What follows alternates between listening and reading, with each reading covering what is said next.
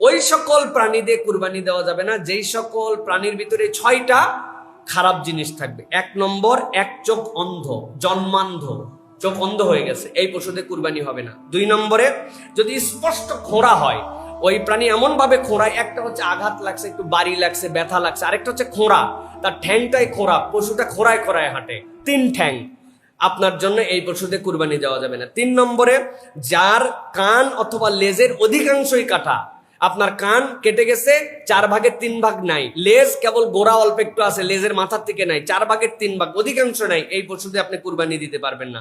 4 নম্বরে, জন্মগতভাবে যদি কান কাটা হয়, একটা তো কেটে গেছে অ্যাক্সিডেন্টালি, আরেকটা হচ্ছে জন্মগতভাবে কান কাটা, এক কান আছে আর এক কান নাই, এরকম পশুতে কুরবানি দেওয়া যাবে না। 5 নম্বর, যেটা দাঁতের অধিকাংশই পড়ে গেছে, বয়স হতে হতে এমন অবস্থা, শরীর স্বাস্থ্য ঠিক আছে কিন্তু দাঁত নাই, দাঁত পড়ে গেছে বয়সের কারণে, তাহলে দাঁত পড়ে যাওয়ার, অধিকাংশ দাঁত পড়ে যাওয়া প্রাণী দিয়ে, এরকম বৃদ্ধ প্রাণী দিয়ে কুরবানি দেওয়া যাবে না। সর্বশেষ, গুরুতর অসুস্থ, যে অসুস্থতায় উঠতে পারে না, বোঝা যায় যে এটা কোন রকম কুরবানির ডেট পর্যন্ত এনে খালি জব করে দেওয়ার উপযুক্ত আছে, জবের জায়গা পর্যন্ত টেনে নিয়ে যাওয়া যাবে না, এরকম গুরুতর অসুস্থ, এরকম যদি হয়, এই সকল প্রাণী দিয়ে কুরবানি করা যাবে না। কুরবানির জন্য একটা পরিচ্ছন্ন, বয়স্ক, সৌন্দর্যমণ্ডিত একটা প্রাণী দরকার। আশা করি উত্তর পেয়েছেন।